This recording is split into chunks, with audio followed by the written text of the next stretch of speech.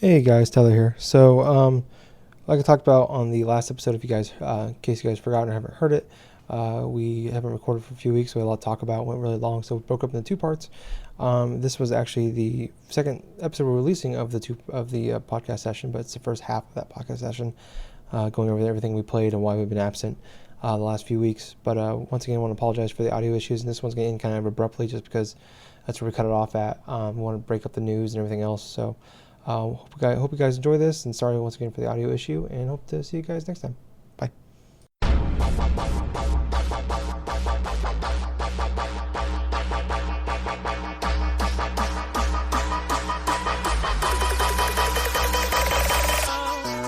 Hello, ladies and gentlemen, welcome to episode 334 of the Drunk Dashers podcast. I'm your host, I'm Tyler, and joining me with the man, the myth, the legend himself, Sir Colonel Gables. I forgot who it was for a second.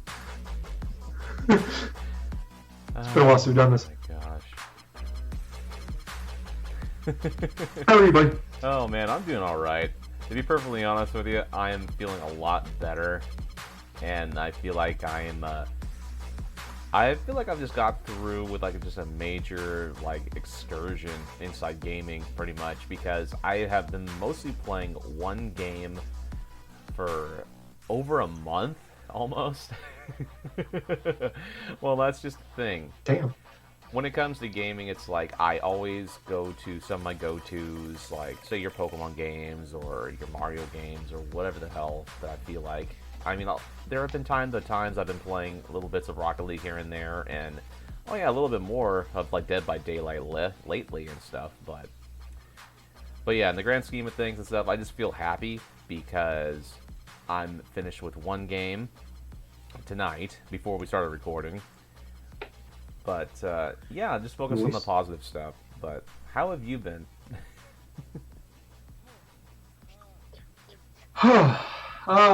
Been crazy busy. Sorry I've been gone the last few weeks. That's completely my fault. Life just got in the way. Had a lot of things going on. Ubering a lot. Kind of crazy story about that was I was telling Gables how much we were Ubering before the podcast, but we were Ubering Sunday night. We just do Uber Eats, delivering food to people. And we found that we talked about it before, but doing it around like late nights, early mornings, when people are coming home from the bars and stuff, is the best time to Uber, just because you're just constantly getting hits. A lot of Perkins is ordered. No, I don't know I've if you never have even Perkins heard out there Perkins or in not. my life, dude. But it's okay. It's they have they serve dinner, breakfast, food. It's open 24/7, never closes. And it's it's not great food, but it's I don't know how far Perkins stretches, but it's they have it's Dude, a low rent IHOP. Anytime I hear the name, the name Perkins and stuff like that, I'm thinking of freaking TJ Perkins from freaking wrestling. Oh, the wrestler? Yeah, Suicide. Yeah, no, it's not that good. But it's just it's mediocre food, but it's perfect because there's a lot of them around. At least here in Des Moines, there's a lot of them. Where IHOPs, there's a handful, and you just go there. I mean, I don't know how many times I've gone there, 3, 4 o'clock in the morning, and you can pick up food and stuff like that. I don't know how many times 4 o'clock in the morning I'm eating fucking eggs and a chocolate shake or something like that. Anyways, we had this crazy thing with this guy, David C. That's we know him at. We just get the first name. We get the first name and the last initial, initial to last name. And this guy ordered Perkins 5 times in a row. Huh? 1 in the morning. Yeah, he kept ordering, and he's getting a tremendous 12, which is a sample platter of breakfast stuff. And then he'd order something else with it, like a burger or extra sausage, extra bacon, every single time. And we kept going back and forth with this guy ordering it. And I'm the second time, first time we got there, he gave us the wrong address. It was two houses over. And I called the guy. He's like, "Oh, I'm outside with the Jeep." I'm like, "Oh shit, okay." So I walk over. Finally got him, and gave him his food. And then we dropped off, swiped that we delivered it, and then we're driving down the road. Get 2 minutes on the road, get another hit go to Perkins. Okay, we're going back to Perkins. We go to Perkins and look at it. It's oh, it's fucking David C. It can't be that guy. Swipe it. You can't see where it's going until you say you have the food. Swipe it, same fucking guy. Get there, drop it out. I'm like, we're going. I'm like, hopefully this guy fuck. Because the first time he's like, "Is there anything else I need to do?" I'm like, no, this is it, man. You're good. Just hand you the food. We're good. And so I'm like, this is his first time using Perkins. And he seemed fine when I was talking to him. And the second time, I'm like, I'm kind of getting anxiety. I'm like, is he like gonna like show up? Like, what the fuck? Like, did he fuck up and actually accidentally order a second time? Like, I'm like, is this guy gonna murder me? Like, what the fuck's gonna? I got everything, every possible situation going in my head. Is this like a weird sex thing? I don't know what's happening. So we get there and like I knock on the door and he opens it up and he fucking falls over, open the door up. This guy is completely high, stoned. I'm like, there's no party. There's 2 cars in the driveway. There's 1 light on in the house in the living room. I hand him his food. He's like, oh, thanks, man. I hand the food, drive away. About 2 minutes on the road. Boom, another hit for David C. for Perkins. So this thing, we dropped off to this guy 5 times. And every time he was so excited to see me, and every time this kitchen table was like 10 feet from the front door, and every time we'd look, and there was just still the unopened bags of Perkins sitting on the table. So he kept ordering the Smash 12, and then every time he gets something else with it. And I'm like, there's one guy there. I don't like. There's 2 cars, but I see one guy. I don't see anybody else. Well, and like, there's one light on the house, like I said. Well, something for him, and all of a sudden something for his old lady or something. I was like, what? I don't know. Every time, but like the living room lights were the only lights on in the house, and I could see him. Like I could see through the curtains him sitting there watching TV by himself. So I don't know what the fuck's that. So I was like, the lady at the manager, like when I go to Perkins again, she's like, "Is this the same guy over again?" I'm like, "Yeah, it's fucking nuts." And he's like, is he okay? I'm like, he's completely fucking trash, and I'm pretty sure really high. And I'm like, I'm like, do we like stop giving it? I'm like, no, I'm making money off this. Let's keep going. And because it was a decent drive, so like with the reads, like the longer the drive and all that, like more money he makes. I'm like, fuck yeah, let's keep doing it. Like this is easy money. That's just 20-minute drive back and forth, you know. So I'm like, this is easy money. I'll do this all. If he keeps ordering food for 12 straight hours, you're goddamn right. I'll keep going. Yeah. So. Yeah, Could you just imagine just him coming down from his high and just realizing that he just spent like about $1,000 worth inside of fucking Perkins food? Mm-hmm. I mean, the Perkins isn't like expensive, but I mean it's like regular dining food, like going out to eat prices. Like Courtney and I went there and like afterwards, because after we literally went to Perkins like a dozen times that night. We did a bunch of orders, but in the middle of the night you get a lot of orders from McDonald's and Perkins. So by the end of the night, we made a bunch of money. We're like, it's 5 o'clock in the morning. Like we were like 10, 11 straight hours. I'm like, well, let's get some fucking food because we haven't ate yet. Because we just didn't have time to stop because we kept getting hits. Like I think we stopped to pee once, and so we stopped and got Perkins because we were starting and like we go in there and like the Perkins that we were going to is like right down the street. It's literally like I can chuck a football and hit it from where we live, and I don't have a rocket arm either. The lady's like, we don't have any more Uber Eats for David, do we? I'm like, no. We've been here so many times now. We want this guy is making us crave Perkins. So we're here for just imagine you just get your food, you start eating inside the place, and all of a sudden it's like, in walks Dave. So he's like, hey man, I want some fucking burritos. Yeah. What's so stupid though is there's like 3 Perkins closer to his house than the one we were going to. Farthest one away. So he would have stayed. Yeah, it was nuts. I'm like, babe, there's a Perkins like 2 blocks away from his house. Like there's gotta be there's closer ones. I know there is. I googled it. I'm like, there are 3 Perkins within 2 miles, and we're going to the one 5 miles away. But I ain't complaining because that's more money for us. So I don't know what he was doing. But man, just drop it on the table. Oh yeah, he probably spent $200 plus. That must have been some good shit. So I told the manager, I'm like, I told the manager, but he wasn't eating it, so I don't know. If he'll live off Perkins for a week, probably. No. He might. You know what it is, that was like on he's Sunday got night, so he's probably 2 cars inside the driveway. It's just him and probably somebody else or something like that. What if for chance or something like that he starts eating some of the stuff and all of a sudden it's like he just spreads all that food out on the floor and all of a sudden you see all these animals just pop out of everywhere. It's like, oh, come on and eat, guys! Woo-hoo!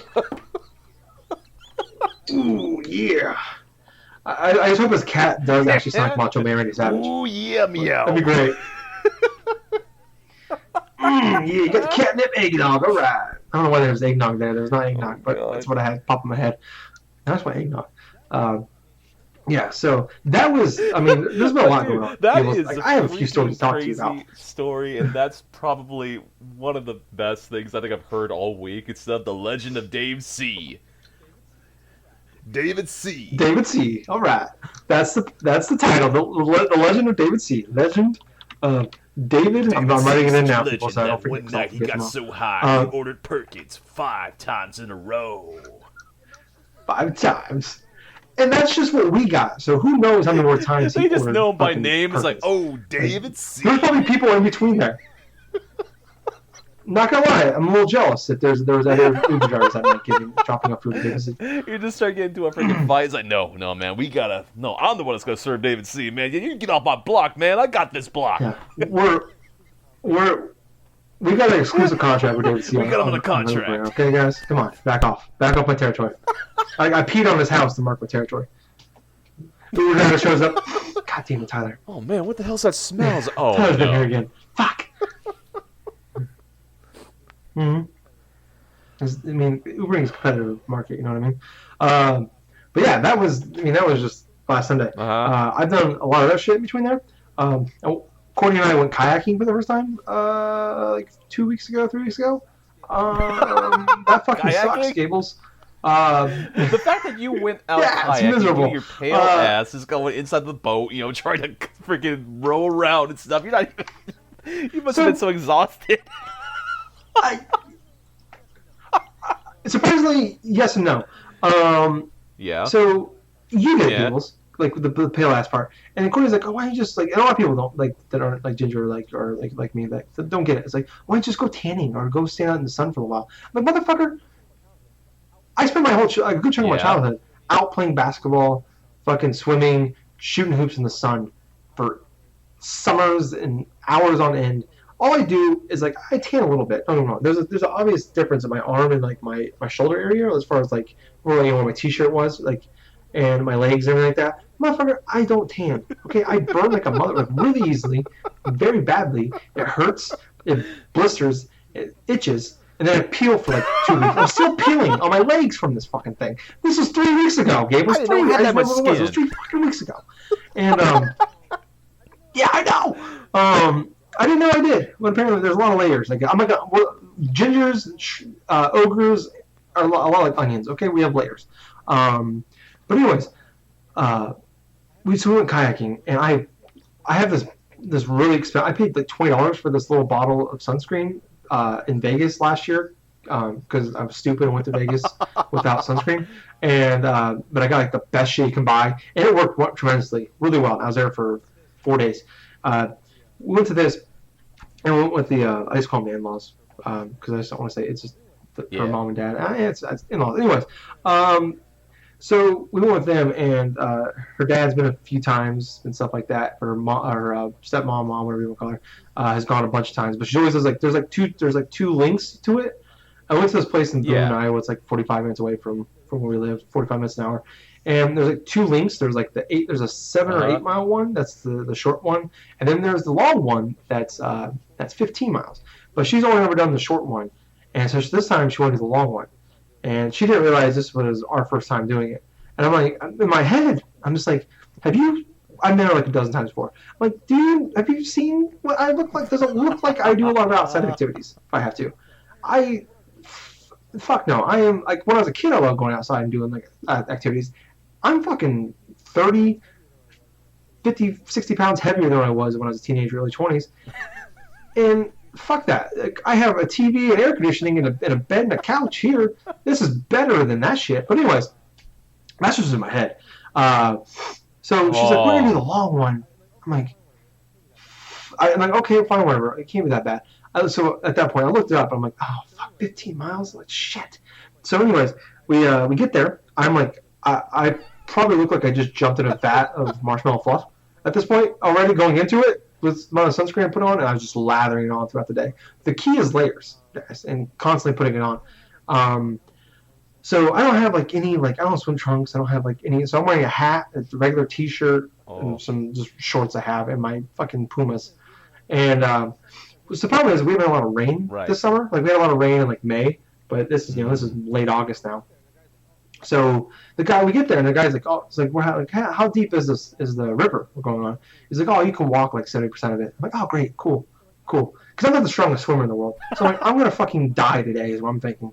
In my head the entire time going into it. And he's like, "Oh, you can walk 70." I'm like, "Cool, awesome." What he failed to tell you is, no, you're dragging yourself through 70% of it because the water's so short. Every time you go to push with the little fucking stick thingy, you're hitting the ground, and you're only putting it like it's like you're just dragging yourself through mud, sand, and dirt for 12 miles out of this 15. And like, so the water's so low, the fucking kayak, and I'm my fat ass, especially the kayak so low that I'm just dragging across. I'm like a dog dragging his ass across the carpet. That's what I'm doing. Yeah, that's all I'm doing. So at one point, I'm doing this so hard, I got stuck at one point. I'm fucking pushing as hard as I can. Finally get out a little bit, but I pushed so hard that I tipped it over, fell out. I'm only like 2 feet into it. I get up. Luckily, I left all my wallet, my phone, everything like that in the car. So I didn't take anything with me besides my sunscreen. I found that, luckily. I lost it for a second. I found that. This is like 2 miles into it. Like, we're an hour in. And I flip. Courtney's laughing at me. Her parents are kind of laughing at me, but they're just gone. So I'm trying. My kayak's full of water. I'm soaking wet, covered in mud and fucking nasty ass algae because we've had a lot of algae issues this summer as well. Anyways. So I'm now completely covered in shit. Mad. People are laughing at me. That's not Courtney. I'm pissed off. I'm like, I didn't want to fucking do this in the first place. Yeah, I'm wasting my Sunday doing this, and I know what the rest of my week's gonna be miserable. Oh man. So, anyways, we move on. We get to the first stop. Like after like 3 hours, we're at the first stop. Like we started at like 10:30, 11 o'clock in the morning, and we get to the first stop. I'm like, Courtney and I are like this is not even the halfway point. This is 7 miles. We got 15 to go. I'm like, we're both. I'm fucking spent because my kayak was full of water. So now it's like throwing off. Like I didn't realize how easy it was to flip a kayak, but it's very easy. Like you gotta like a little bit of weight distribution to like the one way or the other. Things starts wiggling on you. So like my kayak's like I finally got a good chunk of the water out, but like it's still kind of throwing the weight distribution off, so it's sloshing a lot. So I'm like I'm fucking completely exhausted from trying to get out, like lifting up this kayak, getting the water out, fucking just. Anyways, I'm like we're all like ready to go, and her mom's like, no, we're gonna keep going. We're going to we paid for the long trip we can go to. I'm like, it was $6 to get the long trip. Let's just fucking go. I'll eat the $6. So anyways, we do the long trip, which is another 8 miles on top of that. 4 hours later, we're still like I'm like we finally get to the end, but like I didn't stop once to pee because I didn't want to get the kayak again because I was miserable getting back into it. So I haven't peed the entire time since we left. I haven't peed. So I am on, and I just want to get the fuck home. So I'm on such a fucking what's it called, like adrenaline rush that for the last like hour and a half, I did not stop kayaking. I pushed because also on top of that, not only was there like no fucking water in this river, you're basically just dragging on goddamn desert sand. I'm so mad. I'm gonna get mad again about it. But you're also going against the current. Whatever current there is, you're going against it. So you're fighting that on top of it. But I'm like on such a fucking adrenaline rush. For the last hour and a half, I just fucking did not stop pushing. Because the key when you're just kayaking, the river's supposed to be, you can see the lines. It's like another 20 feet up in the air from like where it was a couple months ago to where like. So I'm like, this is bullshit. You're supposed to be able to just kind of kayak for like 30 seconds. You're good. You just coast for like 15, 20 minutes. Kayak for like a couple minutes. Coast for 15, 20 minutes. No, not here. Like a mile stretch we get to do that. The rest of it was just fucking pushing. So they're all just like, fuck this. We're just like everybody else is just coasting. Kind of sort of like paddle a little bit, coast for a little bit, paddle and coast. I am fucking a mile ahead of everybody by the end of it because the last hour and a half I'm so mad. I'm so fucking ready to get home. I'm exhausted. I had to pee. I'm gone. I turn around. I can't even see them anymore. I got to the fucking thing 10 minutes before anybody else did. Like the other three. It's like the episode of South Park when the kids go ziplining. So watch the episode for reference, but that's all I thought about the entire time. I was doing this. It's like the episode where like I shouldn't have gone ziplining. That was me. So fuck that. Kayaking sucks. It's a waste of time. It's a waste of money. Don't ever do it. And then on top of that, I had a really gnarly sunburn on my legs, which is still peeling. Luckily, it stopped hurting about 3 or 4 days ago. That was 3 weeks ago. So yeah, fuck that. Anyways, next story. We haven't even got I to the know, actual right? part why we're here, Gables. We're just gonna keep it's. This is what's Tyler done for the last fucking month. Like, I'm going nuts. I'm 4 beers in already as well, guys. Whew, and I got an Uber after this. This is not gonna go well.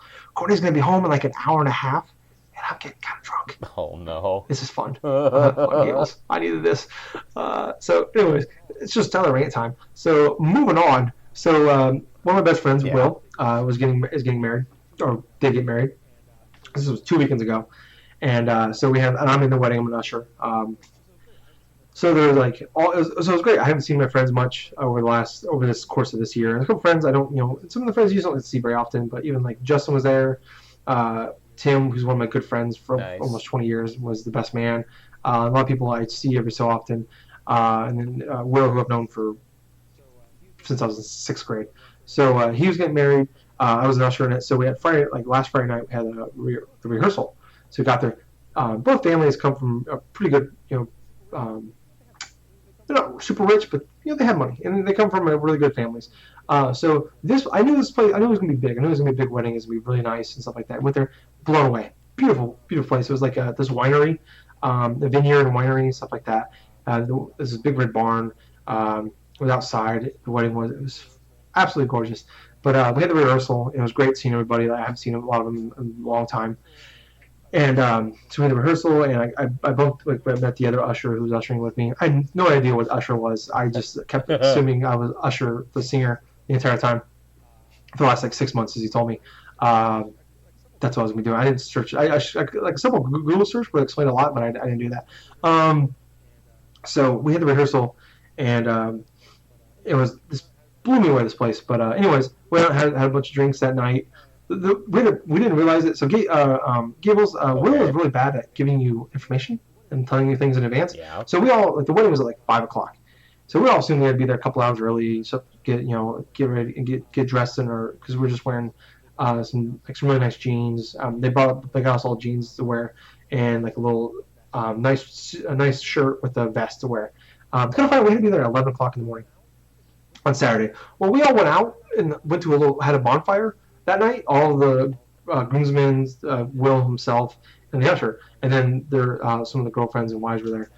So I went home at 11, I'm sorry, 1 in the morning, and there was a couple people left before me, and then there was 5 or 6 that stayed after me. So I was to be there at 11 o'clock in the morning.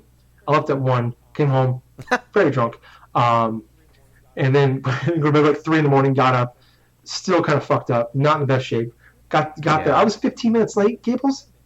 Out of 9 men. I was the first one there. So his now wife, Megan, shows up. Tyler, where the fuck is Will? I'm like, I don't know. I assumed they were all here by now because she's like, no, you're the first guy. Oh, fuck. You're up 15 minutes late. So she's like, well, Tyler, since there's no one here to talk to, all the bridesmaids have been there for hours already. They have people there putting makeup on for them. So they bought a bunch of beer, stuff like that. So, well, go ahead and drink some. You can drink some of our stuff if you want to. But otherwise, you can go hang out in the men's room, and it's there's a little area for all the guys to hang out in. I'm like, okay. So went over there. I've heard of White Claws. I'm sure you've seen the memes, Gables. The girls did not like black cherry White Claws, and there was 12 of them. Oh no! I drank all 12 before the wedding. You drank all 12 before the wedding? Yeah, and then, and they're 5% alcohol. Did not realize that. And then there's a bunch of Coors Lights and stuff. I'm like, it's free, fuck it. So, and then on top of that, Will's dad was drinking bourbon. A couple drinks of that. So, before going to the wedding, I looked at Will. I looked at somebody. I don't remember who it was now at this point. I'm like, it's 3 o'clock. The wedding's at 4:30, 5 o'clock. I'm like, I'm a little drunk right now. This is not well.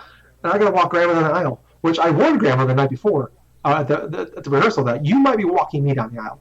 And she was a good sport with that. She's like, okay, that's good. We'll walk each other. I'm like, awesome. You're cool, Grandma. So, anyways, did all that. Drank all day. Had a wedding. Beautiful ceremony. Don't give a shit about that. Moving on to the open bar part. Courtney always wants to go out dancing at clubs and stuff like that. She gets upset because I'm a terrible dancer. I have 2 left feet. Okay, no idea what I'm doing. I just kind of move. I do like a little weird shimmy thing, and I move my arms and snap every now and again. I did not quit dancing the entire fucking time, Gables. I had a blast. There's videos on Facebook to prove it. I have like 6 moves. I just kept going to the dance floor. And that's so I danced so much that Courtney was like, I don't want to dance anymore. I outdanced her, and like 5 hours until like I would have kept going, but they like were like cleaning up. I'm like we gotta go. Like they're cleaning up. I'm like they said that we could have changed into our like regular clothes after the wedding. I didn't do it, Gables, because I didn't want to quit dancing. So they had an open bar, and they had this one drink, and it was just full of liquor and Oh sugar, no. and I was on a high for out. But it was like I looked at Justin. I'm like, it was this weird like rum and a bunch of vodka and stuff like that. But I looked at Justin. And I'm just like, I don't know if I'm like really drunk right now Oh because I feel no. like I should have blacked out a long time ago, um, or if I'm just like on like a really bad sugar rush. Come get in the car, go leave. I'm like, Courtney, I looked at her, I'm like, you're driving home because I'm in no way to drive. And okay, we get in the car and we're supposed to go to the bar afterwards. Justin, his girlfriend Ashley, and then Courtney and I. And I'm like, well, I'm sitting down for like 10 minutes. I'm just like, I just crashed. I'm just like, I feel fucking miserable right now. Also, I danced to Taylor Swift. I want to point that out too, right there. Did a lot of that. Great fucking time. And we danced to Elton John. We got all the groomsmen and the ushers, and then Will during the dollar dance, and we all Oh my danced to god. Whitney Houston's "I Will Always Love You," which was beautiful. I slow danced with Will at one point, solo, mano a mano, which was beautiful as well. So yeah, but I drank a fuck ton amount of alcohol that night. I think I drank more that night than I have probably every Oh my recording of this god. podcast ever combined. Not true. It's a shoot because there's been a lot of times I've recorded this podcast, blacked out, woke up in the morning. What the fuck did we talk about last night? Did I say anything racist? Listen to the podcast. Luckily, I didn't. But you never know, Gables. You never know. Yeah. So it was fun. But also Oh on my top of that, god. Gables, Yeah, man, that's gonna football's be back, buddy. freaking awesome. Hopefully, it's gonna be a lot better than Mm-hmm. last year for 49ers. But hey, the Packers won last night. Yeah. Yeah. It's good. Hawkeyes want to know they play again tomorrow, and the Packers are Yeah, I know, man. It's like so going into the go game and Pack go, stuff. go People Hawks were go. kind of thinking that the Bears were going to be like a heavy favorite for opening, like stuff. But Yeah. well, that was definitely wrong. Did not go that way. Yep. So yeah, it's good. Yeah. So that's what I'm up to. Almost half an hour into this podcast. So there's been a lot of smaller topics like news wise but see the last couple of weeks there's been really actually this week alone. There's been a good chunk of news, so I just kind of pulled a couple like bigger stories from previous weeks, and I took some of the stuff that's big from this week. But also I've had the time to play a plethora of video games, Gables. So what should we talk about? Dude, let's First, go what we were ahead playing with or what the we've been news? playing. Awesome. Well, You you want know to go what? first? Or want me to go first? You know what? I think I'll go first this time. All right, Okay. buddy. Take it away. So when I haven't been busy directing people at work, I have been playing a couple of different games, one of which is something I mentioned earlier, Dead by Daylight, which I've been playing little bits of. I have been trying to get progressively better in terms of how I use my time productively in that game, where it's like I want to focus on playing as a survivor. I want to try to see if I can get as much generators done before I eventually try to attempt to escape with my group of people. It's just kind of funny that along the way I have been trying to work on my laptop, trying to get everything else all like updated, everything else all nice and fine, and then I came to a brick wall. One, my laptop is absolutely shitty in running video games. And what I mean by that, it's like when it tries to run Dead by Daylight, it can only do it on low settings. It looks like someone took a bunch of crayons and started coloring the background stuff, you know? You know how it is? It's like when you play like an old like 3D like game, say on the PS1, and all of a sudden you just see the blurs and the bushes and all the other type of stuff. It's like, yeah, you know, and then the frame rate kind of gets a little bit choppy because you go somewhere and all of a sudden it's starting to take its sweet time to process what's going on the screen. Yeah. Well, at least the fun part about it is I was able to work and get my Switch controller working on my PC, which, yay, hey, I can actually play it. But then when I started playing, it's like, well, there's a little bit of latency issues here. So it's like, it was just kind of funny, me trying to get like a generator, try to work on a generator, and all of a sudden it goes to that quick time thing where I got to go through and try to match it with the thing, or else the damn thing's gonna explode and notify the killer. And so guess what I was doing for like a good solid 5 minutes instead of a match? I was doing generators, and every time I do it, the generators start to blow. I did it like 3 times in a row where the killer's like, okay, I gotta go after this dude. It's like he's just asking for it.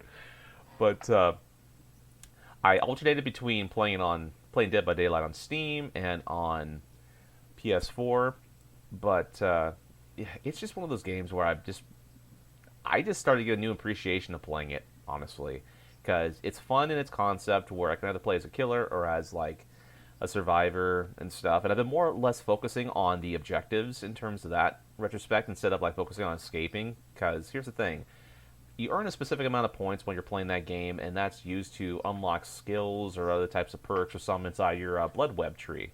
And so basically, when you go through and select certain things, you're able to play almost like this certain little compromise game. Okay, how can I save the most points out of the amount of blood points that I've earned?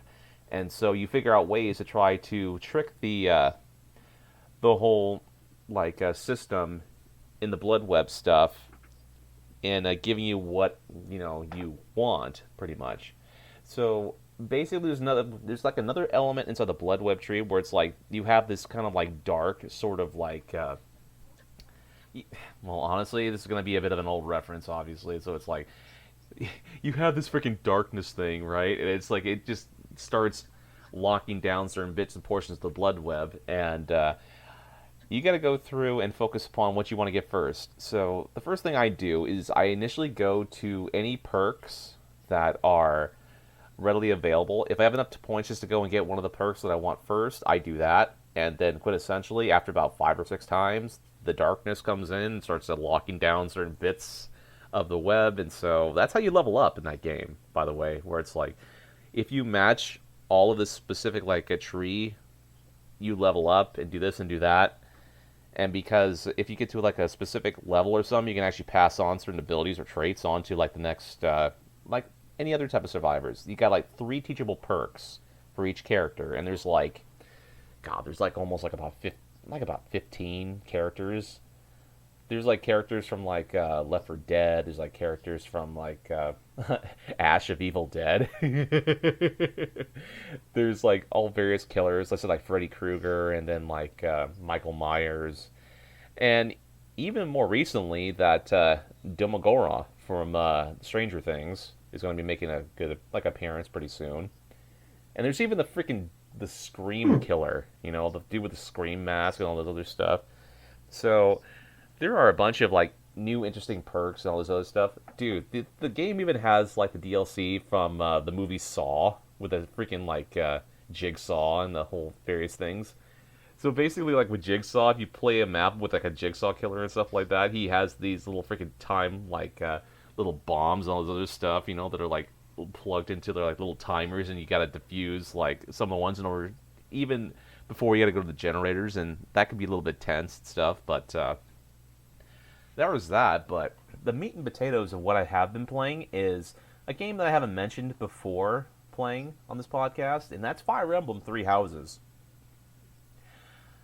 Now, when I first purchased the game, I spent a little time with that game on my shelf because I needed to finish like a couple other stuff at the time.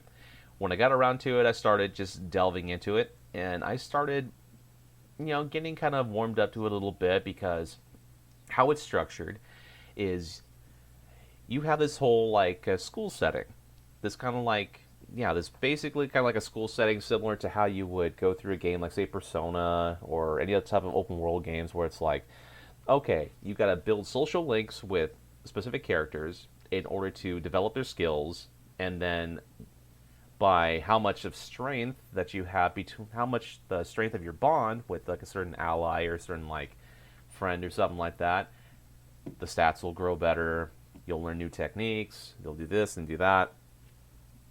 So the thing about Fire Emblem Three Houses is you play the role as a professor, you are a part of like a mercenary a group along with your father and stuff that go back to Garrick Mach, which is this big old like academy with like the whole Church of Saros thing with their leader and all this other stuff. So she appoints you as a professor of the school, and you get to choose one of three houses: the Black Eagles, the Blue Lions, or the Golden Deer. So, what I didn't know going into it is there are multiple different paths, multiple different endings for this game. I chose the Black Eagle path, which unfortunately I went and learned that it is actually the shortest path inside the entirety of the other paths. But at the same time, I have had such a blast playing through the initial campaign and developing strong social bonds with like my students and like different people, the faculty, and then working on my skills and blah blah blah, and even messing around with mini games. That I want to replay this game again. And honestly, Tom, do you know how long I spent before I actually beat this game? It took me 70 Hmm. hours. This Jesus game has Christ. some legs. It has some replayability, and quite honestly, my nights were going by quick every time that I played it. It has been the first honest to God experience where I've played an RPG. I got sucked into it for so long. I was dedicating like a couple hours a night just going through like bits and pieces because the things that you do was structured like around a calendar to where like on specific Saturdays or something you could explore the terrain, get all these different weapons, not all these different like items and stuff. Students lose specific items, you gotta give that stuff to them. It builds like better relationship with them. It does all this motivation stuff in order to help with their studies and all this stuff. So when they learn their specific armory skills, like say if they want to get better with specific weapons or armor or horseback stuff, gosh, long story short, this game has a lot of depth into it. From the way you can develop your character's classes to what they learn to what type of abilities you want them to go forth and to develop and stuff. That I literally spent most of my time not even playing specific things of the battle, but actually just exploring, talking with characters. Each time that I explored Garrick Mach, I always would go to every single student, every single person that had a talking role. I listened to them. Why? Every single one of them are all of them have depth to them. All of them had like serious like story elements to it to where I felt invested inside continuing more and more to the point and stuff where even if you're like the head of one house, you can recruit students from other houses. And that's exactly what I tried doing. I recruited like about like four, six, 4 to 6 like different people inside of my house, which I already had like about 8 students to begin with. And it was kind of funny because at one point I had like depleted like half of like the Blue Lion house to join the Black Eagles, and it was just kind of hilarious that progressively, when I was playing through the story, I kept noticing facing off against other characters and stuff that used to be in a certain house or this or that and stuff, and ended up killing those characters. And I'm like, oh my god, dude. And this game, they get you so invested inside the character development and stuff that when you actually go through and face off against other characters that you helped in previous chapters and all this and other stuff, it gives some emotional depth to each time you go through and sacrifice maybe a character in order to go through a battle, or if you kill off a specific character inside of a campaign, if they turned against you or something like that. Dude, there is so much freaking emotional investment inside that side of it, where I have not experienced anything like that in a long time. Quintessentially, it kind of feels, I kind of akined it when I was describing it to a friend, a mix between Final Fantasy Tactics and Persona. Because you got the Final Fantasy turn-based tactics sort of thing, which Fire Emblem is more or less known for, the turn-based RPG stuff, but you add the social elements and all the depth that you would inside a Persona game, and oh Jesus Christ. By the end of my journey, I had almost had S ranks on almost every single one of the characters that I had. Like A to like yeah, A ranks like the most. It's like the ones that had like S ranks were normally like students or people that I met that were the opposite sex because I played as a male, the male lead of Bailiff, who's that's the thing about this game. It's like they don't give you like a custom character where you can go through and make like in like say Fire Emblem Awakening or in Fire Emblem Fates.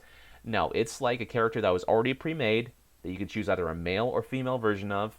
I went with male, personal choice because I wanted to, but yeah, a lot of the characters and stuff, a lot of the female characters, they have like so much like personable stuff and stuff that are really cool, that are really neat and stuff that literally while I was going through like near the final end or something like that where you have to choose like who you actually want to say like either marry and stuff. I was actually sitting on my bed thinking to myself for like 5 to 10 minutes. It's like, well, if this character does this and stuff, and I do this and blah blah blah, and it's this and that and stuff. It actually gave me a amount of time to pause and reflect. It's like, what about these characters do I like here? It's like because I liked all of them like almost equally because of how funny a specific character was or how much the struggles of this one other character did and all this other stuff. Dude, I gotta admit, man, it's like it kind of felt like I was going through like enjoying a fantastic like a fantastic like movie or like a fantastic like show or whatever played out inside of the video game pretty much. And that's not to mention like how fun the gameplay is. I mean, it's more than just selecting units and moving things and doing that. It's actually a bunch of tactical stuff to where I was on the final level tonight where yeah earlier on tonight where I spent a good solid like hour before we even start recording and stuff playing this game, and I had like about 38 enemies that I had to try to beat, and I meticulously went round like turn by turn making sure that I had killed every single freaking enemy on that thing, including like the final boss that I had to face. And oh my god, all the characters made it out without like losing all their health, which by the way, I don't like doing permadeath for like some of these Fire Emblem games.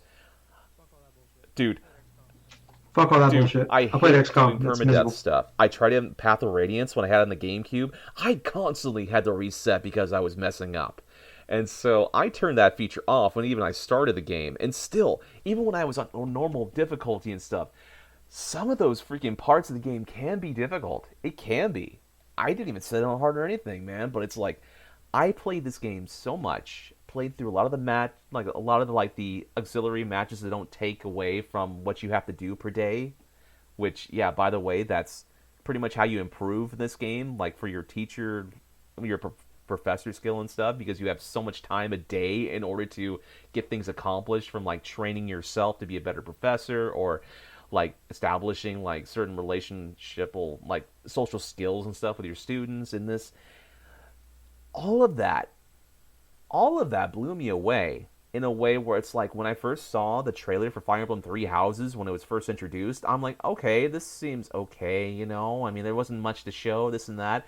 But when Nintendo showed the trailer of like that 5 year skip, it definitely turned my interest from 0 to about 100 in the span of about that one trailer. And so getting my hands on it and spending 70 plus hours, at least 70 plus hours playing through one story, one side of it. And I'm just thinking to myself, okay, I've done the mission.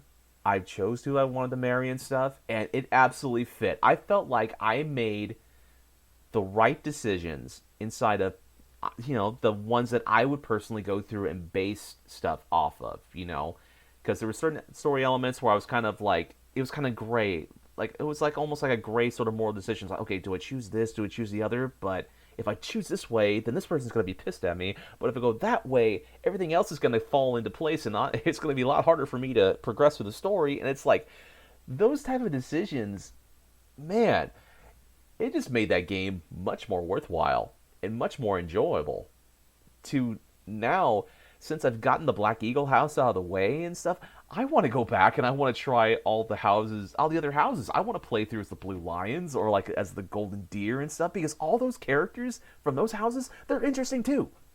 There was like maybe a handful of characters which I hated throughout the whole thing or maybe not as approachable. Oh my gosh. I'm trying to think of like one specific character that I just didn't really mind at all. Yeah. There's this one character by the name of like a Hanneman or something like that, who's like a crest researcher and stuff. And there's just certain aspects inside of some of his conversations with some of the students and stuff. He's like this crest researcher because like some bits of like the nobility and stuff, they cherish these things called crests, which are like these basic skill things that are inherited through like birth and stuff, to where pretty much the nobles kind of use people with crests and stuff as a symbol like of a power. And so if they have all these people with crests with all these different skills and stuff, they can more easily like manipulate people and do this and do that. So this dude does his crest research, right? And it's like one of the first couple hours of the game and stuff, he wants to try to do some research on you, right? And it's like, okay, let's get a bit of blood right here, and let's go ahead and okay, I have this support conversation with him like hours later or something like that with one of the characters, and he's just observing this the girl from afar and stuff like that, and going on and on about how this the crest and all this other stuff. I'm like, dude, I have no interest in developing any type of conversation with you whatsoever.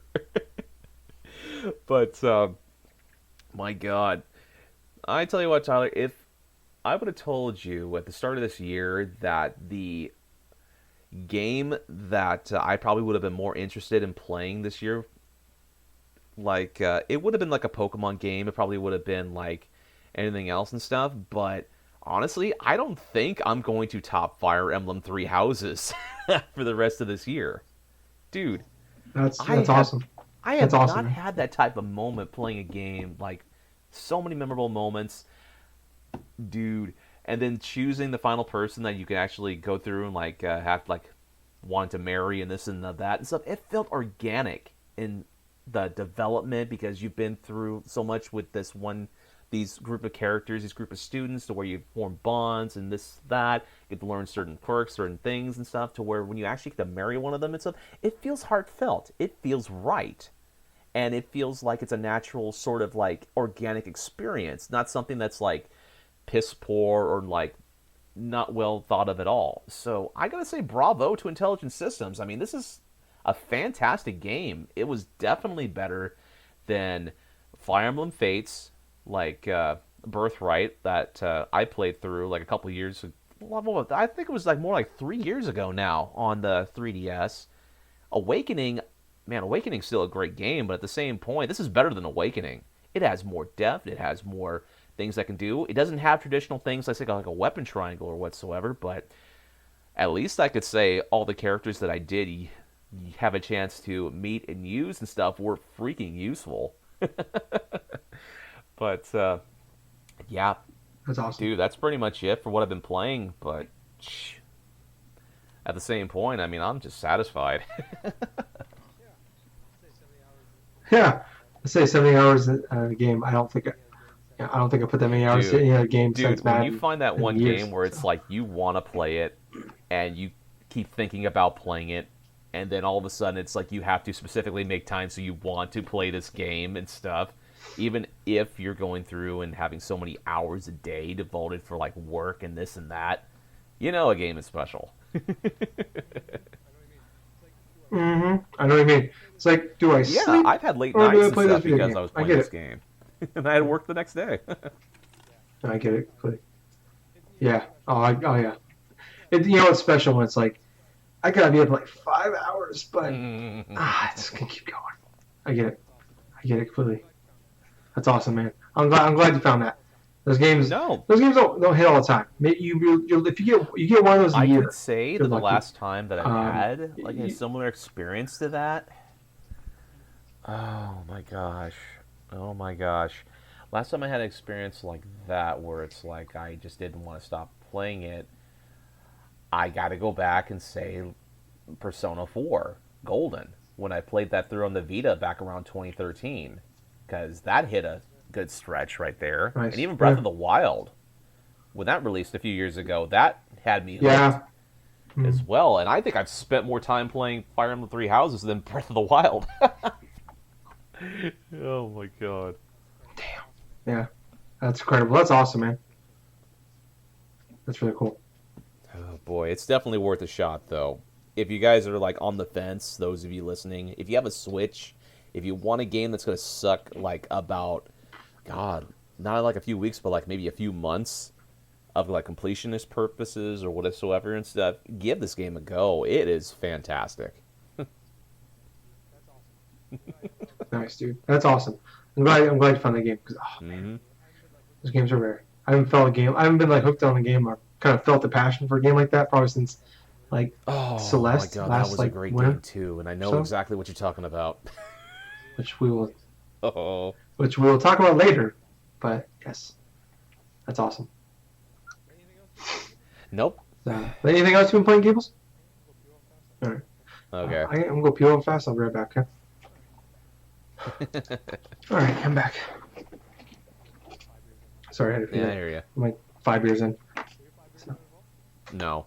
Are you 5 beers in as well? You know I don't drink. Have an iced tea, Coke, Oh yeah, I know. Starbucks, water. What? My close. Well, you said you know what I'm drinking. I'm just so, drinking some I Diet guess what you're Coke. drinking. I knew it. I knew it. It's Diet Coke or fucking water. Or your mom made like a delicious shake or something, or some tacos.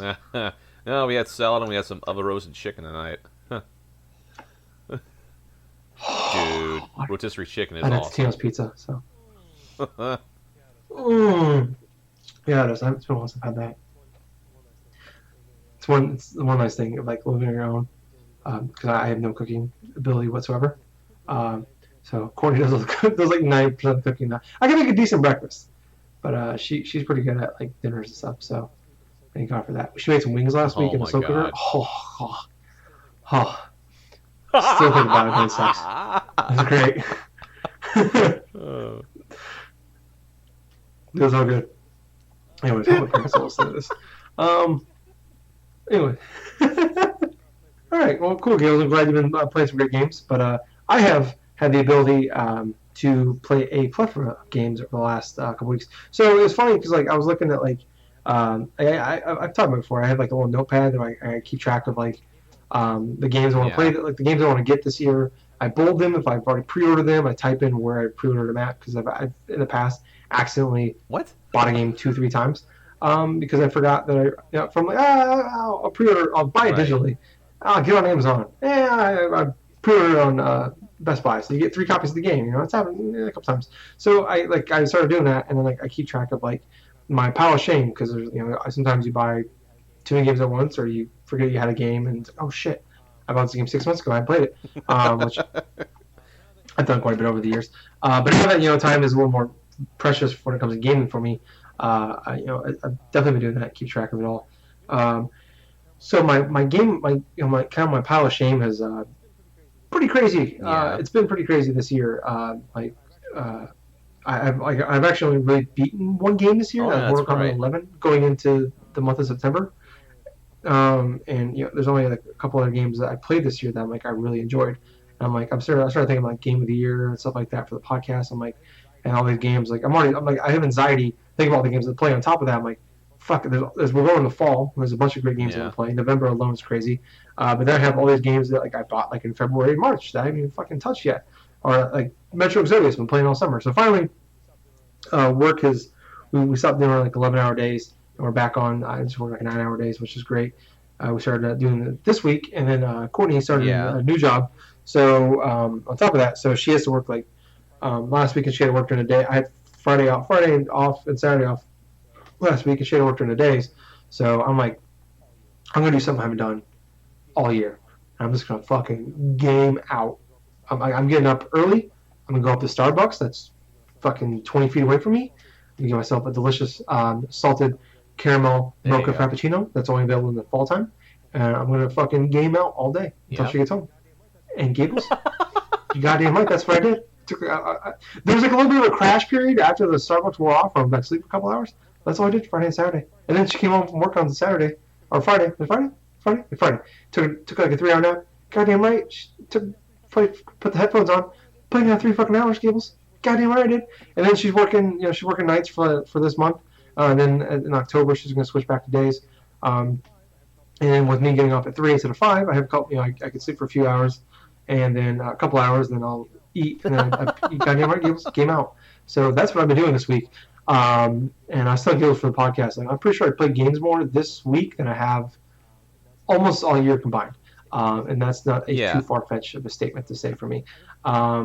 So I've talked about a couple times before Metro Exodus. I've pretty much been like, I looked up the first trophy I got for it was like 4th of July. Around 4th of July weekend. Yeah, so I've been like trying to play this game, like beat this game since then, so 2 months, and I worked on that, so I worked on that and played through that. I beat that. Really enjoy that. I'm somebody that loves the Metro games, Naruto Team Story. I loved Last Light and Metro 2033. Metro 2033 is still my favorite. I think just because it was like it dealt more with the kind of this, being in the Metro. It's a little more of a scary game. It was like a lot more built on stealth, and it was kind of like it was like the Resident Evil 1 or the Dead Space 1 of the franchise. And then where it was like it was you had limited ammo and resources and stuff like that, and you had to be kind of smart and then sneak around, killing enemies, and it was a little dealt more with the scare tactics. And then like Last Light went a little more towards the action side of things. It kind of turned more into like a Dead Space 2.5 in that sense. It's still really good. It was a great game, and I really loved it. I really liked the story of that game. It was really good, and still top notch, I think. But it turned more into more of a closer to a first-person shooter than it was a stealth game. And then this one turned Metro Exodus turned more into like an open world kind of game. And I really enjoyed it. I liked it a lot. It's definitely a distant third though, as far as like the Metro games goes, for me. Where it kind of lost. It doesn't have the scare tactics anymore. It still has like resources are limited depending on how much side missions you do when searching the worlds and the environments you're in. Because it's like 4 or 5 like smaller like open areas you go through. There's like side missions you do. There's a lot of areas you can explore if you want to.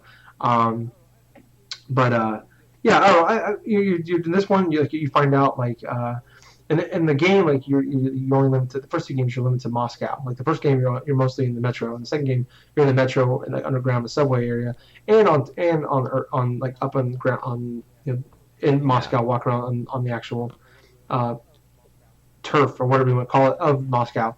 And in this one it's like you find out like for years because like World War III happened in like 2013. Nuclear war happened. So like, as far as you know, like nobody else in the world is alive except for the people that live in the tunnels and the sewers of Moscow. In this game, you find out that no, it's actually like the war isn't like for far as much as you can understand, it's like hasn't ended, and there's actually like people living outside of Moscow, and there's like little civilizations and shit like that going on. It's kind of like because Courtney was like, "What's this game about?" She watched me play it for a little bit. I'm like, it's kind of like if like Walking Dead was zombies, but a nuclear war happened. Where there's like people living in civilizations, they just kind of took over. There's cannibals and shit like that. There's all kinds of crazy shit going on. And you go from little section to section, and you have your kind of minor spoilers I guess for the first 2 games, but maybe not for years now if you haven't actually played them. But like you have your wife Anna, and you're on a train going from place to place, and she gets sick, and like kind of the thing is you're trying to find a place to go and live where it's like and find a place where people can like where your people can go and live where there's no radiation and there's a safe place to stay. And so anyways, I don't know, like the gameplay is, as far as like shooting goes, is better than ever. The open world's really good. It's kind of like a Metal Gear Solid 5 situation where like technically it's like it's the best game, but it's not the best Metro game to me. Where like I love Metal Gear Solid 5, I love Metro Exodus, but as far as like for the games what I'm looking for in those games, it's pretty much gone. Um, I mean, this one more so than other ones. Like there's still sneaking, but they got rid of like the horror elements to it. If if you're savvy enough, like there's more RPG elements to it where you're upgrading your weapons and your suits and stuff like that. Um, but I thought the story was probably the weakest as well. Um, I don't know. Like I really like this game a lot. Right, It's a right. weird. It's hard for me to explain because like it's technically a great game. It's a great game. It's just not a great Metro game to me, and that's what I keep going over in my head. I'm like, did you like the game a lot? I'm like, I it's hard to talk to you about games because you don't understand where I'm coming from on it. But like Hmm. people listening to Gables, you understand. Where it's like I don't know. Like it's a really great game. If this was called anything else, I would really like this game.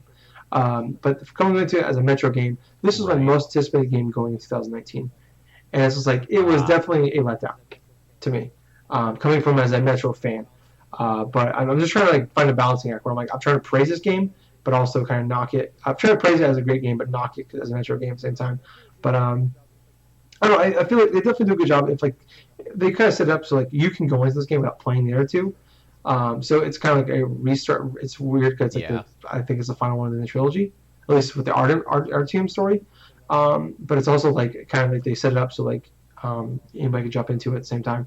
But no, I don't know. I really liked it. It's definitely gonna be one of those like Right. game of the year contenders to me as a game goes. But I feel like at the end I'm gonna knock it down because it's not a great Metro game. But anyways, moving on. Another game came out. This game actually came out just last week on last Tuesday, I think, August 27th. Okay. It's a game called Control. It's a Remedy game, which people that maybe listen to the show for a long time since the beginning know that I love Remedy games. I love Max Payne 3. I love Alan Wake. It's the first time we made Jake Rage quit the podcast because he kept saying Into the Darkness, and we kept laughing at him. And Gables would say, Into the darkness. "Do it, do it. Thank you, thank you." Uh, so that was like an inside joke for us So for one years. And day never he got just it until, figures like, it out years randomly later. while we're recording.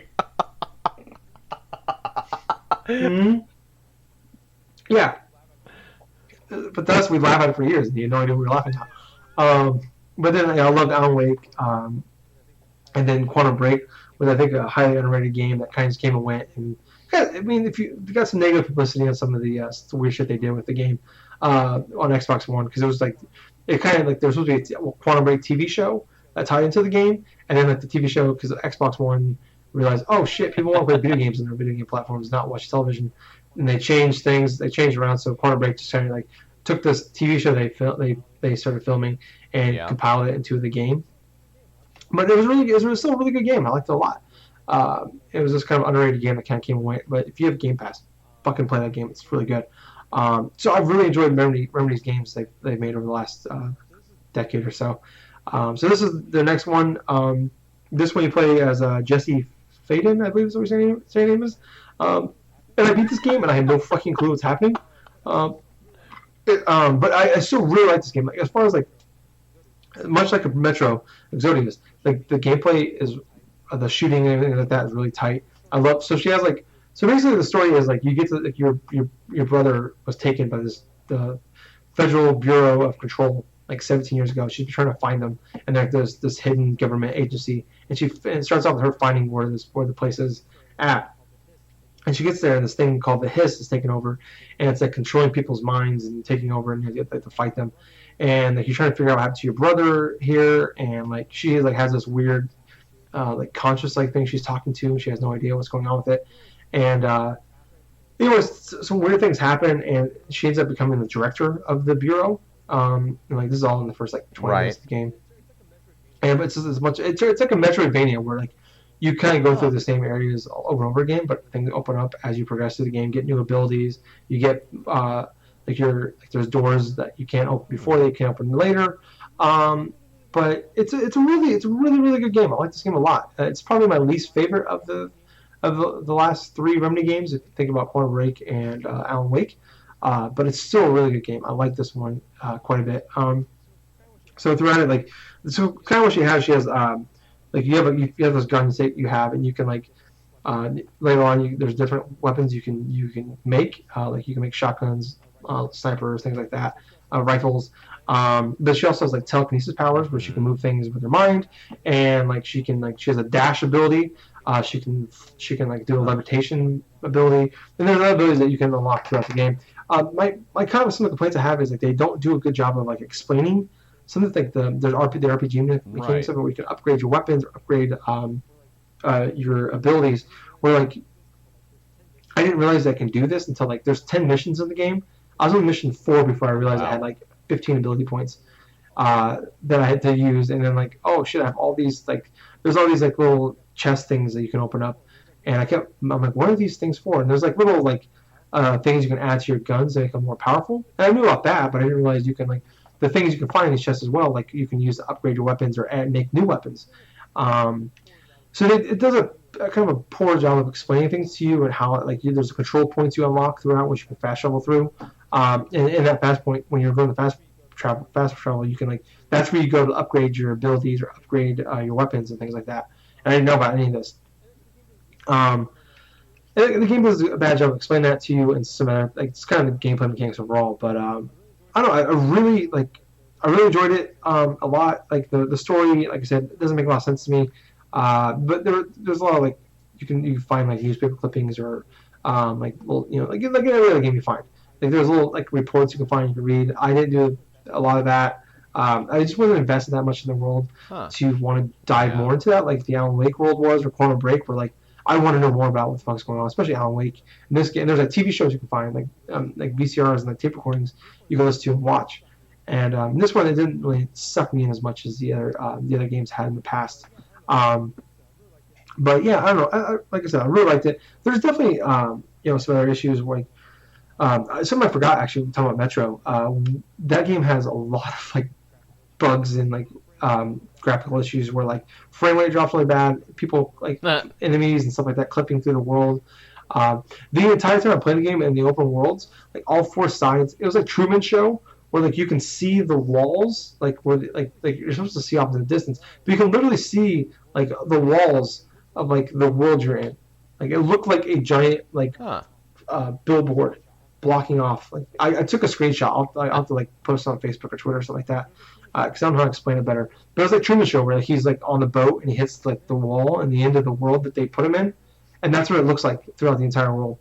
You can see like the borders that you're in, but it's still like the clouds and the trees on it. But it's obviously like it's like a fucking Bob Ross painting you're staring at, like 10 minutes, like a probably 10-minute walk away. But in this game, like in Control, like a major issue with frame rates dropped constantly. Especially every time I came up a pause menu, the game would drop to like 10 frames a second, and the game runs at 30. I was looking it up. I'm like, is this game just run at 60? What's the issue? Because frame rates were dropping constantly. But yeah, anyways, like I said, I really enjoyed this game. I thought what sucked though was it just kind of ended and it wasn't very good. So like the like chapter 9 and 10, the last 2 chapters or missions, whatever you want to call them, there's not like a really good like boss fight at the end. They don't really do a good job of setting up like that major. Like there's no like really bad guy. There's a hiss enemy you have to fight and take control, and you can open up more areas for yourself. But there's not the bad guy. There's nobody like, ooh, I hate this person. Because like this Bureau of Control took your brother, and minor spoilers, you like meet your brother about halfway through the game. I'm like, oh, is he gonna be the bad guy? Like, what the fuck's going on with him? There's some weird shit going on with him.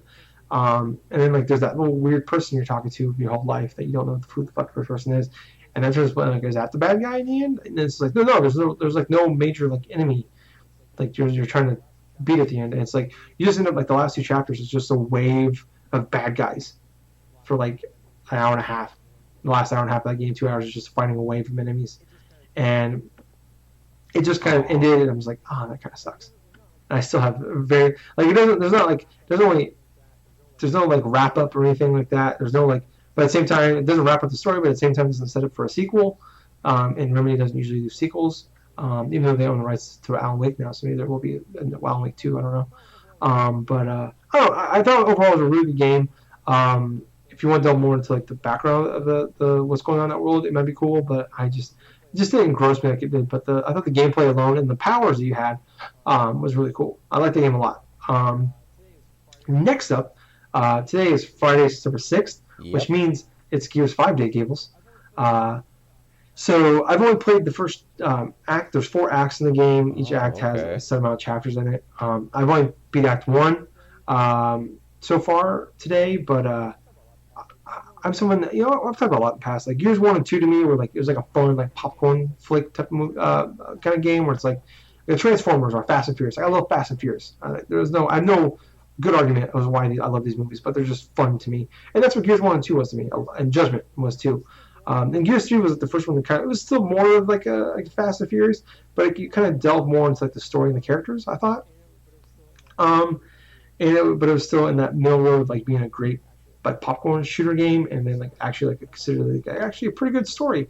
And I thought Gears 4 really turned the corner on that. Whereas like this is like it's got great gameplay, which has always been a trademark of the Gears games. I think the cover shooter mechanic, third person, but also it's like this. I think Gears 4 had really interesting. Like I was actually, it's not Last of Us or anything like that. Don't get me wrong. It's like God of War. It's none of those. But I thought like this story is actually like really interesting. I'm interested in these characters. I want to see where this goes. And Gears 5 kind of takes on from that. Or I guess some spoilers for Gears 4. Kate, who you play the first game you play is JD, who is Marcus Phoenix's son, and Marcus Phoenix becomes one of the 4 characters in your group. But you find out at the end of Gears 4 that Kate was her grandmother was the queen of the Locust, and you end up killing her at the end of Gears 3. And it shows she doesn't know about this though. But you find out that that was her grandmother, and her mom dies at the end of Gears 4. And this takes place a little bit after Gears 4. And in Act 1 you play as JD, but I think for the rest of the game you play as Kate. But this is dealing more with her, like she's having like some headaches and she's getting like weird like visions in her head. So they're kind of set up a story there.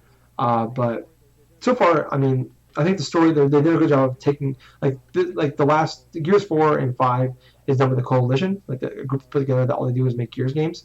And it's kind of that weird Halo thing where the people are like, okay, what's 343 going to do with this game? And it's like you can argue that like ever since who was Bungie left, Yeah, like I Halo actually hasn't agree been the same. 100% with that Um, sentiment. yeah, I never really liked Halo. I played one. I beat 1 and 3. I played a good chunk of 4. I just never got into them. I beat Reach. Yeah, Reach was I pretty actually like good, Reach a lot, but which is funny because it's one of which is funny because a lot of like just the core like really well, strong that's Halo just the fans thing about it is don't because really like Reach. it wasn't more or Or less akin to yeah, like the actual story and stuff, and like a lot of there was some like inconsistencies with like yeah, it's a prequel. Reach and the story wise, and in comparison to the game, and it also didn't help matters that a bunch of the AI stuff, especially for like AI like comrades and stuff inside Halo Reach, were just kind of piss poor. I'm talking about character drivers or something like that can't drive for the broadside of the barn, and me switching between on the turret and the Mm-hmm. driver's seat because the fucking AI can't drive a thing worth shit. Yeah, so I don't know, like it's funny because like you think Epic leaves. A lot of people did not like Gears Judgment. It's kind of Gears Judgment. It's like the Halo Reach of the franchise, where even a lot of like Gears fans hated it. And to me, it was still like Gears Judgment is just more like Gears 1 and 2, where it's like it's fucking Gears with a dumbass story. Who gives a shit? Like it's got Coltrane in it. It's got unfortunately Baird is the main character, who's at least interesting of the original 4. But it's got Coltrane, and it's just more of Gears, which is if you want Gears gameplay, it's great. I remember I beat that entire game with Justin Kent's, David, and Jake when he's still on the podcast. And like one night we played through the entire campaign. It was a fun game, but it was fine. But it's funny. The Coalition takes over. I would argue that I think Gears is the best it's been ever Nice. since Epic. Without Epic, and it was especially 4. 4 blew me away. I was stunned by 4. And 5 is just more of the same so far. I mean, I think the characters are so really interesting. I'm curious where the story's going. I think Marcus Phoenix is as best as ever been. There's like the line in the beginning in Gears 4 in the beginning where like the locust destroy his tomatoes. He's like, my tomatoes. He's really mad about it, and they make a joke in the beginning of the game about how Marcus loves his tomatoes. And the first achievement you unlock in this game is My Body is Ready, which also thumbs up to that one. But yeah, like I said, I'm only beating the first act. I'm liking it quite a bit. I'm think they're I think they're well, I think with Gears 4 they're building up to that. And I'm expecting it's gonna have like a weird like it's because it's the second game of a trilogy. There's probably I'm going in anticipating that it's gonna be like that weird middle game, but where they can't quite end it, but they're still setting up stuff. But I'm still enjoying quite a bit, and I'm gonna play a lot more of it. So. And I played one other game, but I'll talk about next week. I'll save it for next week because I've taken a lot of time on that. But yeah, that's what I'm playing. So a lot of great games. I beat 2 games this week, so that's awesome. I'm knocking out my pile of shame, which is great. Oh, Which is still pretty long, Gables. I was looking at it before the podcast. I still have a lot of games. I still have 5 games this year. I've already paid for that are coming out. Zelda, Luigi Mansion 3, Death Stranding, Star Wars Fallen Order, and Doom Eternal. And my pile of shame is still Cadence of Hyrule, which I paid for and haven't played. Wolfenstein Youngblood, Walking Dead, the final season, Life is Strange 2, Anthem, Days Gone, Blair Witch, and Gears 5. So I have a lot of gaming ahead of me for the next few months, and then Extra Life is about 2 months away. So I've already started thinking yeah, about what man, I we're haven't doing for even that. thought too So much about Extra Life so far. I mean, I don't even know what day it is this year. Oh November boy. 2nd or 3rd, I believe. I want to say. I'm gonna Google that real fast. Extra Life, 2019. Because I want to make sure I get that right. November 2nd. Yep. So yeah, Okay. a little under 2 months away. But I'm already kind of have a general idea. It kind of works out, Gables. There Luigi you Mansion go. 3 comes out 3 days before Extra Life. So actually 2 days before Extra Life. Oh my So that's gosh, fucking perfect. I kind of Um, debating whether or not if I should just go ahead and stream for like almost 24 hours like I did last year. I'm not gonna be doing that. I think my plan is right now. A lot of Luigi Mansion 3, and I'm Oh, thinking Anthem. oh, save Maybe yourself a lot of be that 2 games to like play for frustration, Extra Life. dude. I would not go and play Anthem during Extra Life. I'm gonna Well, try it. I'm gonna try it, let's Gales. see, I'm gonna what try day it. is it? September 'Cause 6th? A couple months away here from Extra Life. It's like, yeah, note it. Note it. Gables warned you. yeah, yeah. Well, because it's because I'm always gonna be in party chat pretty much most of it. So I want to play a game that doesn't involve a story to it. So I think Anthem and Luigi Mansion 3 kind of perfect games to play. But yeah.